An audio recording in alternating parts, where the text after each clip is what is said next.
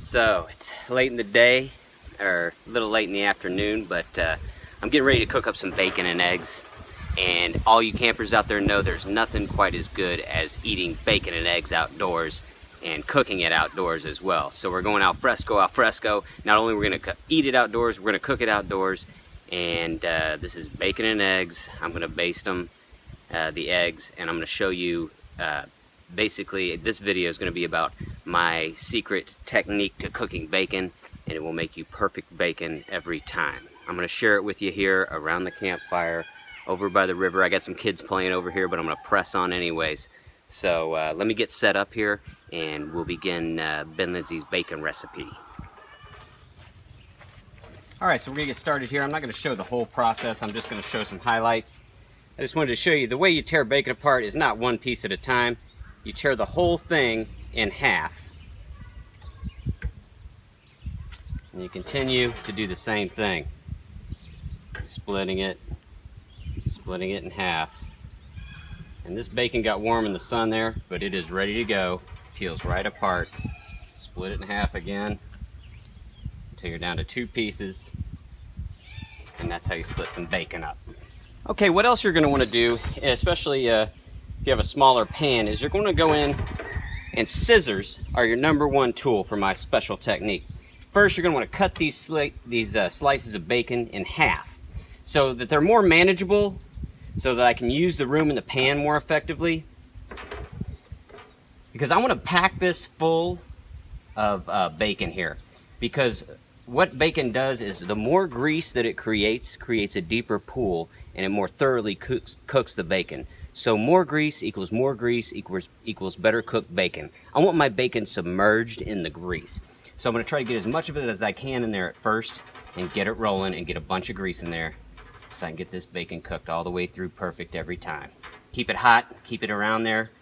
I'll show you more of that in just a minute. Let me get the fire started up.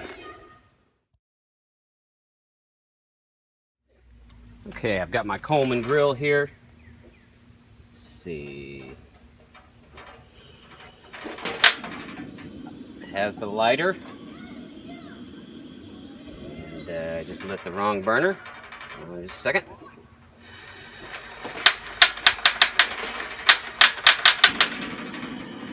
Starts right up. I've had this stove for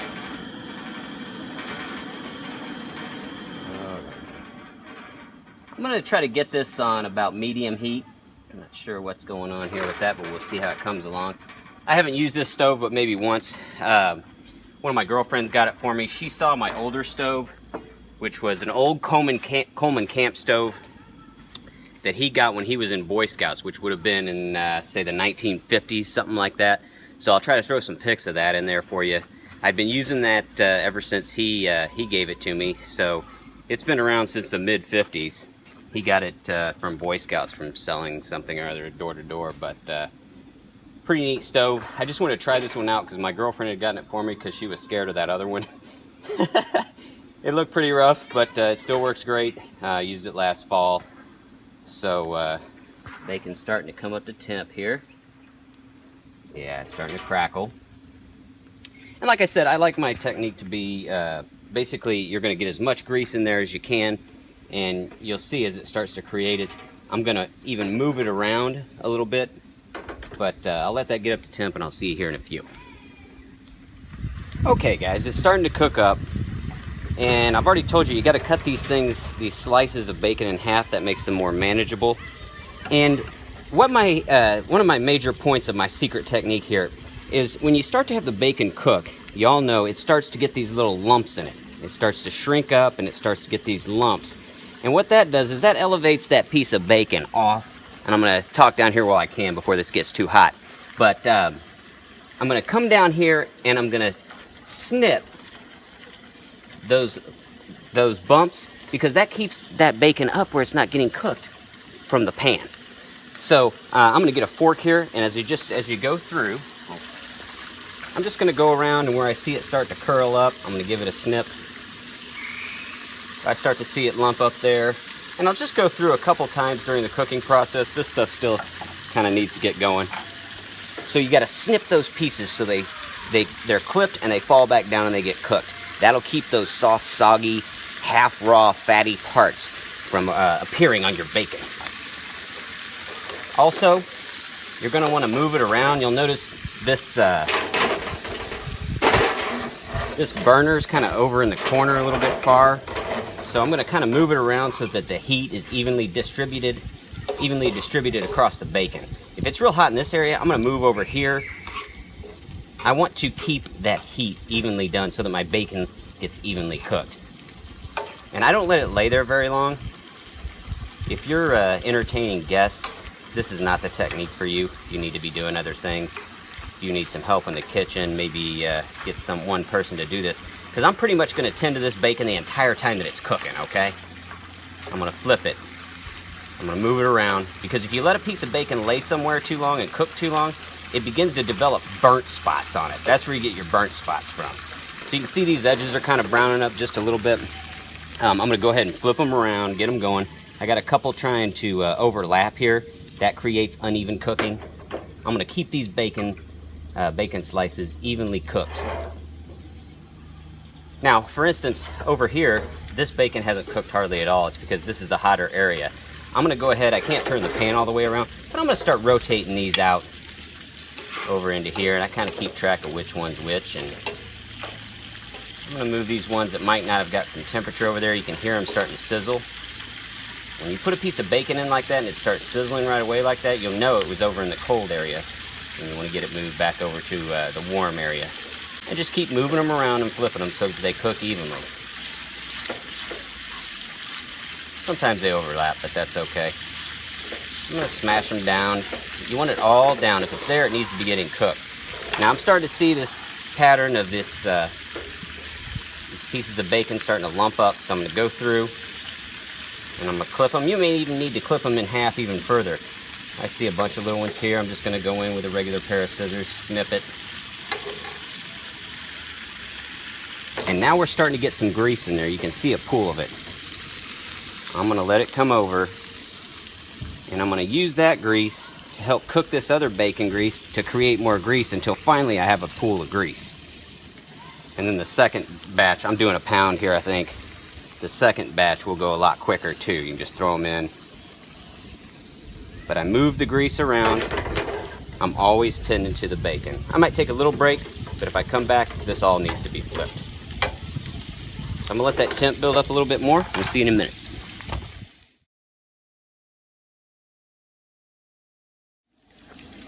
When I got started cooking bacon, you know, my dad passed his tradition down to me.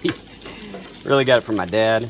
And my brother and my mother are also big bacon fans, so we all kind of used to master it back in the day, especially on camping outings or on the weekends or whatever. But my dad started this technique, and the scissors and everything, so again, I'm just going to rotate that around, let that grease cover the bacon equally. That heat started to let it kind of starting to brown up here on the edges, that little bit extra heat, so I'm going to keep rolling with that. It smells so good out here. Cooking bacon and eggs by the water. I always want them flat. I don't want any of this curling up business. That's what I'm trying to keep from happening. And sometimes you'll get a cut of bacon that you just can't avoid it, but maybe you need a bacon weight or something like that. I'm going to see this one's cooking on the inside. I'm going to flip it around. Get a little bit more done than I'd like it to be over there. It's pretty hot. Again, I'm going to move these uncooked pieces over when I know there's a hot spot. Like this. If you have a piece that's half cooked and a piece that's not cooked, go ahead and just clip it in half. I'm going to move that off, let it finish cooking over here. But this piece is hardly cooked at all. Don't have it half in there. You'll end up with a burn spot in the middle or something like that. Take your time with each piece of bacon. Okay, so now you can see I've got some that are getting done. I'm going to move them to this cool area over here, the more done ones. And this is where the technique really starts working, especially if you're cooking for a big group of people, is now I have this pool of grease. And anytime that I have some bacon that needs a little assistance, I'm going to roll it over there into that pool of grease. Let it sizzle in there for a minute. I'm going to hit all my less done stuff down here. Let it catch up with this stuff in this area. And as this sits over here, this will let this start to crispen up a little bit. And don't get me wrong, I'm going to get bacon grease back on in a minute. But this helps it be crispy. I'm going to pull the grease off of it for a little bit. It's going to sit there and bubble. And even before it's done cooking, it's going to start to get crispy. So I'm going to go ahead and let it run around the pan again. I'm going to get it back on the heat. And these are going to be ready to start coming out. I also want to specify here that this part of the process, what you do with the bacon when you get done with it, is a big part of it too. I like to use a plate like most people, and then I use several sheets, two or three sheets of paper towel. This is a plastic plate, so I'm going to put several on it. And as I start pulling them out, I'm going to put them on this paper towel. I'll show you that in just a second. Okay, so I'm at the point where I'm starting to get some little burnt spots just on some corners. Unless you like the burnt flavor of bacon, I like to keep that out of it. So the minute I start smelling a burnt piece like this brown one, it's out of there. I'm gonna move those out, because the minute you get that burnt, that charred black residue in the pan, it's gonna taint the rest of your bacon with the overcooked flavor. So I want to get it out of there the minute that it starts turning black on the edges, which is okay. But any of those that I see, they're done and they're out of there. And if they have a little fatty spot left on them, I might cut that off and throw that back in the pan. But like this one's starting to get that burnt kind of look to it. I'm gonna go ahead and just snip the least cooked edge of that off. And we'll get that burnt piece out of there. This one's got some burns on it. Looks like it's thoroughly cooked. Got some bugs on me. Just moving them in, and the most done are coming out so they don't mess up the flavor of the rest of the grease. Be back in a minute. And now it's just about keeping them immersed in that grease. Once you get enough grease, that cooks your bacon properly. You still might need a snip or something here or there. But this is pretty much all ready. You can see that it starts getting all these little white foamy bubbles. That means it's about done. There's no burns on it. It's cooked all the way through. There's a couple spots that are still a little light, but as they come out and they sit there in the grease, those will darken up just fine. So you can take it out just before it's done on a couple spots. This stuff's mostly cooked all the way through. It's looking perfect. See if I can show you. You see the grease bubbles. I don't want to drop this piece, so. But this one a little dark here, but all of these are looking good across the board. Whoa, just burned my finger. I'm gonna go ahead and pull them off the heat. They're done. Now another part about this is I'm gonna give them a little shake, but I leave some grease on them. You can see that. I think the grease dries and creates almost like a candle wax, you know, solid grease kind of coating on it. It really helps to make it crispy. I learned that from a friend of mine, Anita. And something else that helps them turn really crisp and really nice without being too hard or crunchy is if you have a little breeze on them. Out here there's just a couple mile-an-hour breeze that comes by every now and then.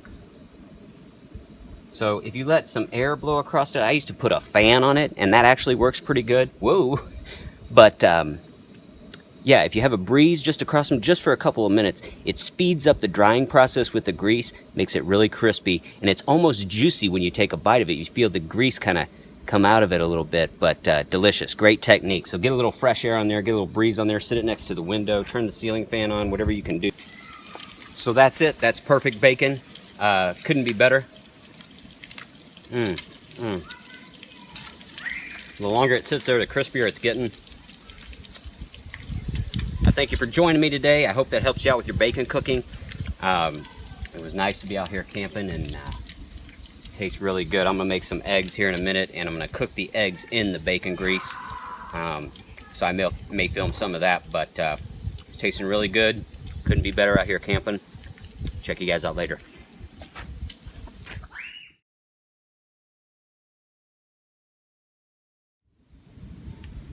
Okay, so check it out.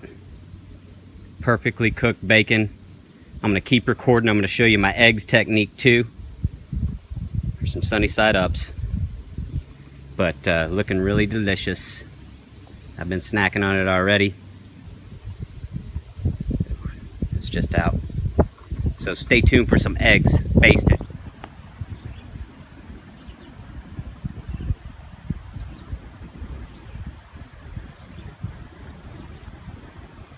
Okay, so I've got my bacon grease here from the bacon I just cooked. That is the secret recipe. You can see all the burnt little bacon pieces in there. They're not burnt, but the little done pieces.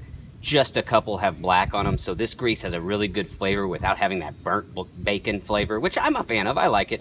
But on a day-to-day basis, I like to have my bacon medium and just really well evenly cooked. So there's some nice little pieces of bacon floating around in there. I'm gonna keep it on the heat just a little bit to keep it warm. I don't like my eggs to go crackling when I throw them in there, but I do want it to be hot, so I'm gonna mix it around, make sure the pan's evenly heated, put it back on the fire. We're ready to go. Now all those little pieces of bacon are gonna get sucked up into the eggs. And I always give it just like that. You wanna just put it in there as slow as you can. Throw these in the campfire.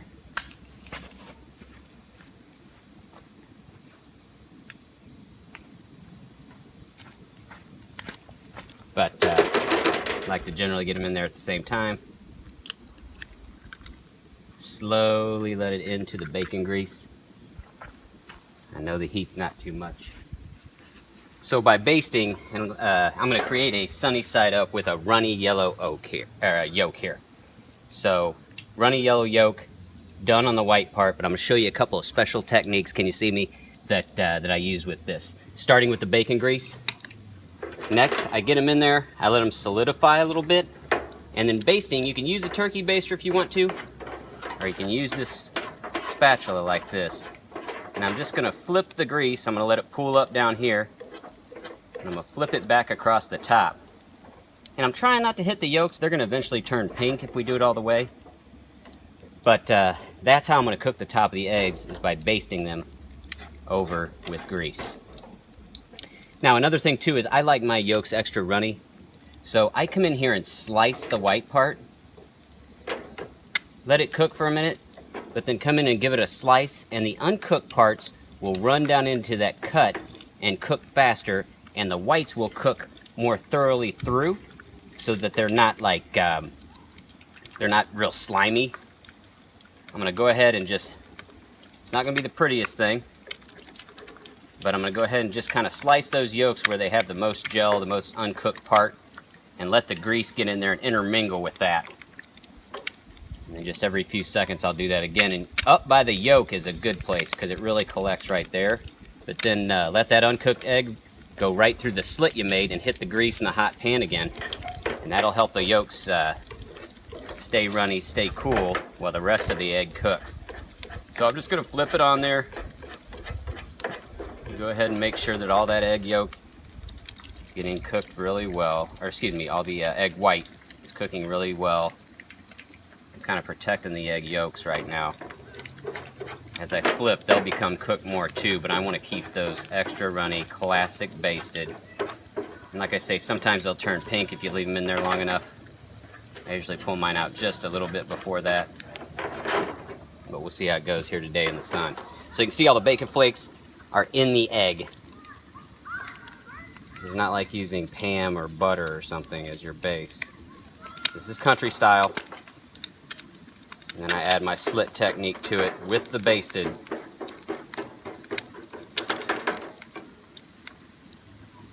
And you kind of get to know where you like them. I'm going to pull mine out. I like mine a little underdone. Like I say, once that gel part's gone and I feel the egg white is firm, then I'm good, and I know the egg yolk is perfect too. There they are. Like I said, not the prettiest things in the world, but you can cut them in half, cut a piece off if that makes them easier to handle. But they're looking great. I know those egg yolks are going to be good. I'm going to put some sea salt, maybe some Himalayan salt on them, give them some great flavor. Eat them with that bacon I had earlier. It's about to be on. There it is. Bacon and eggs, perfectly cooked bacon.